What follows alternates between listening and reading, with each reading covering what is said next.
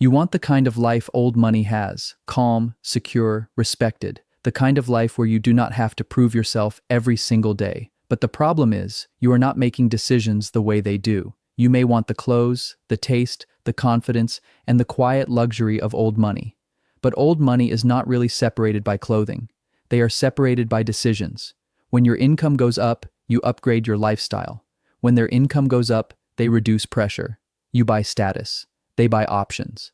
A newer car, an expensive apartment, a credit card lifestyle, the pressure to look successful on social media. All of this can make you look rich from the outside. But quietly, it can take away your freedom on the inside. And this is where most people make the mistake. Old money's greatest strength is not luxury. Their greatest strength is that they build their life in a way that one bad month, one wrong deal, or one market crash cannot control them. You may not have been born into an old money family, but you can follow the old money operating system. In this video, we are going to look at 7 old money rules, not rules that make you look rich, but rules that make you stronger from the inside. Because looking rich is easy. Staying rich is the real game. Rule 1. Old money buys optionality, not status. You think old money buys expensive things first: the house, the car, the watch, the private club table, the life that looks untouchable from the outside. But the first thing they actually buy is the ability to say no. No to a job that drains them, no to a deal that feels wrong, no to a lifestyle they cannot maintain without pressure, and no to people who only respect them when they are spending. Most people do the opposite.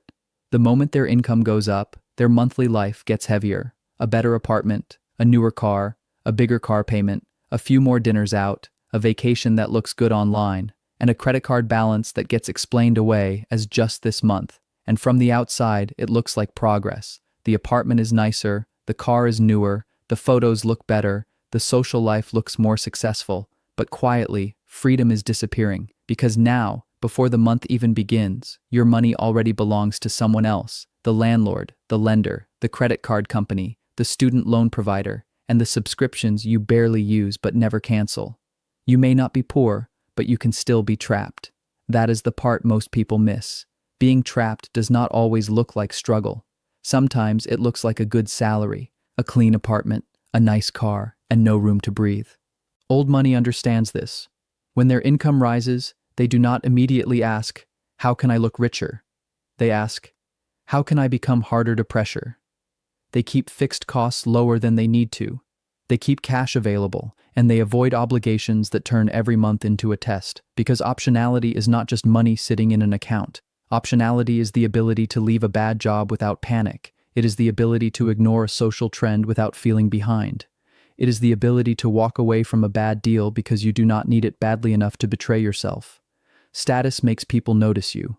Optionality makes people unable to control you. So before the next upgrade, ask one question: is this making me more free, or is this just another payment wearing the costume of success? Because old money is not built by looking rich first. It is built by becoming less desperate before anyone notices. But optionality alone is not enough. To make the right decisions, you also have to understand the difference between what is truly valuable and what only looks expensive. Rule 2. Old money trains taste before spending money. Money can buy the jacket, but it cannot buy the judgment to know when not to wear it. That is where most people misunderstand old money style. They think it is about the right brand, the right watch, the right shoes, the right shade of beige, or the kind of outfit that looks expensive before anyone even speaks. But old money does not start with price. It starts with context. They look at material, fit, occasion, restraint, and timing. They understand that the same jacket that looks elegant in one room can look desperate in another. The same watch that impresses one crowd can make you look insecure in a room where everyone already knows what money looks like. Most people buy to be seen. Old money spends to be appropriate, and that difference shows up everywhere, not just in clothing. It shows up in how you write an email, how much you talk at an office dinner, how you behave at a wedding, how you introduce yourself at a networking event, and how quickly you mention your own success when nobody asked. Taste is not the ability to look rich. Taste is the ability to not look desperate. It is knowing when silence is stronger than explanation, when simplicity is better than display, and when the most expensive thing in the room is not the thing with the biggest logo. So before you buy something, do not only ask, "Does this look expensive?" Ask, Does this fit the room, the moment, and the person I am trying to become? New money asks, can they see I bought it? Old money asks, was it necessary to show it? But taste is still something people can see from the outside. The deeper difference is harder to notice because it lives inside your financial structure. Rule 3. Old money thinks in balance sheets, not paychecks. Your paycheck tells you how much you earned, but your balance sheet tells you whether your life is actually moving. That is the difference most people never learn. They know their salary, their hourly rate, and what they made last year, but they often do not know if their life became stronger after earning it. Most people are proud to say, I make 6 figures, and in America, that sounds like success, but old money does not stop at income. They ask a colder question. After the paycheck came in, what did you actually keep, own, reduce, or build? Because income can make you look successful, while your balance sheet stays weak. You can earn $100,000 a year, but still have a car loan eating your cash flow. Rent can rise every year. Credit card debt can quietly charge interest. Student loans can sit in the background, and no real ownership may be growing anywhere. From the outside, that person may look ahead. On paper, they may be behind. Then there is someone earning less, maybe $60,000 a year. They are reducing debt. They are contributing to a 401k retirement account. They are putting money into a Roth IRA. They are building a small brokerage account, tracking their net worth, and keeping an emergency runway. Their life may look less impressive, but structurally, they are becoming harder to break. Old money understands that wealth is not measured by what passes through your hands. It is measured by what stays under your control. So every month, they do not only ask, how much did I make? They ask, did my assets grow?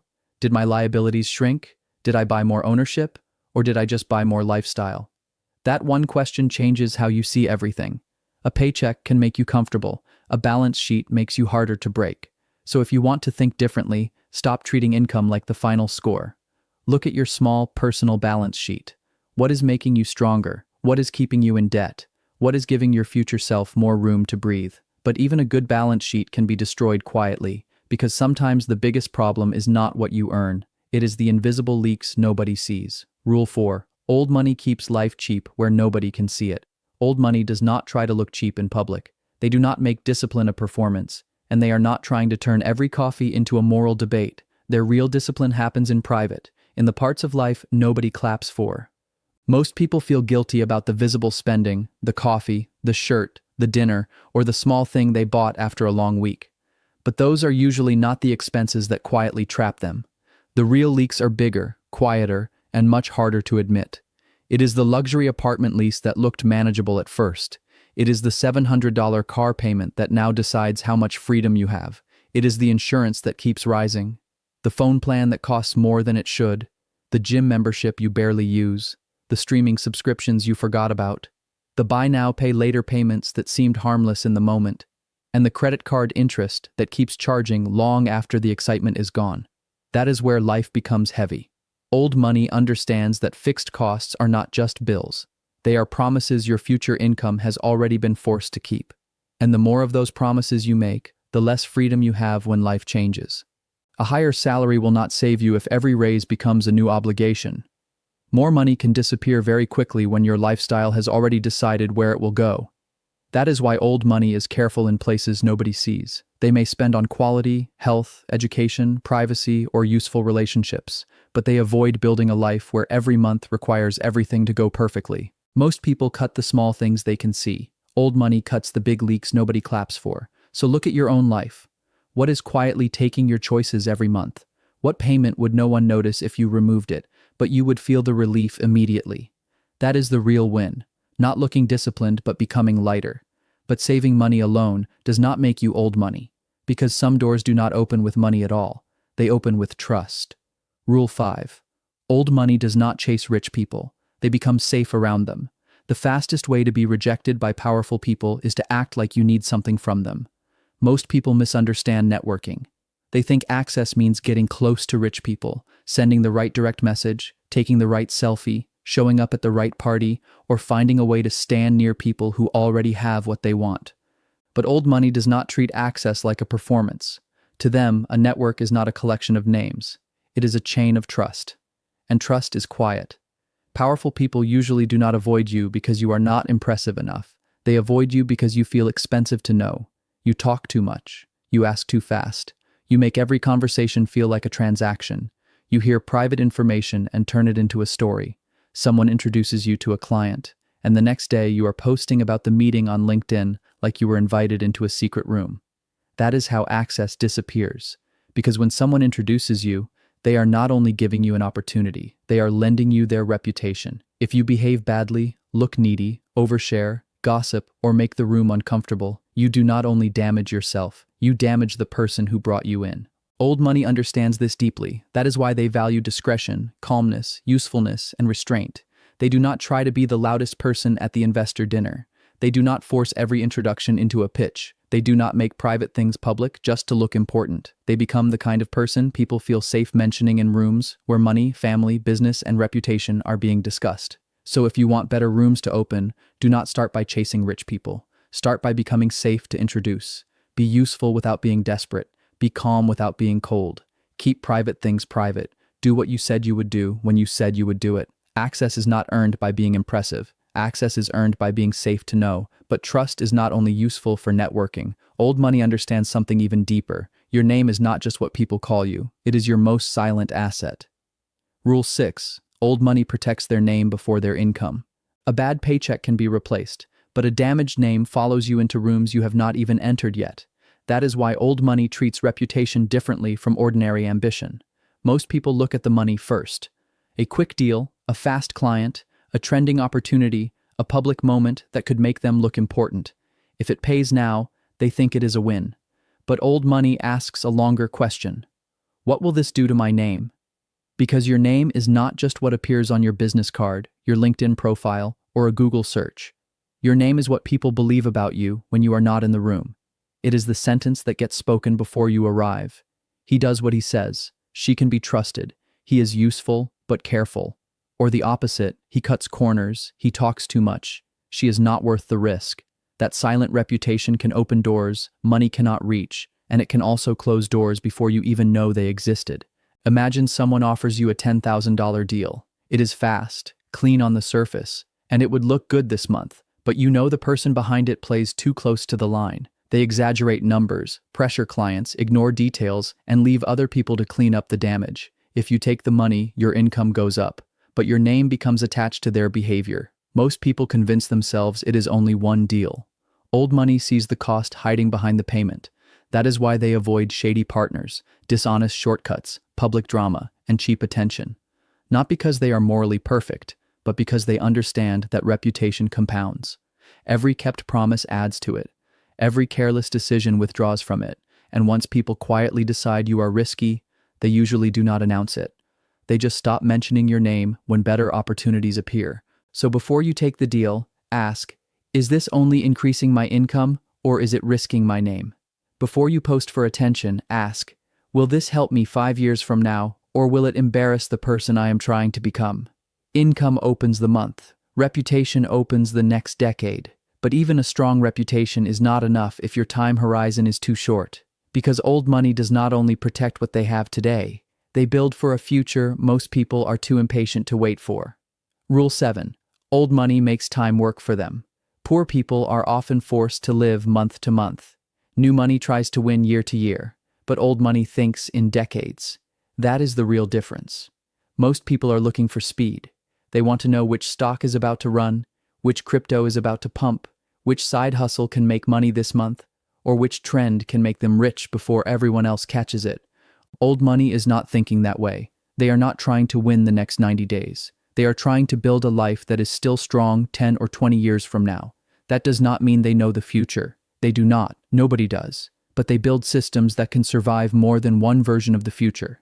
They build assets. They build habits. They build skills. They build relationships. They build a reputation that keeps working even when they are not in the room. And when they invest, they are not obsessed with guessing the perfect moment. They understand that time in the market usually matters more than trying to time the market. That is why long-term investing matters here, but not in the way social media sells it. It is not about finding one perfect stock that changes your life. It is about building a structure that slowly removes pressure from your life. A 401k retirement account, a Roth IRA, a simple index fund, a taxable brokerage account, and home equity are not exciting in the beginning. A useful career skill, a professional network, proper insurance, and long-term health do not look dramatic in the first year either. But over 10 or 20 years, these things begin to work together. That is the part most people miss. Old money is not one decision. It is a stack of decisions that start helping each other over time. Your investments compound.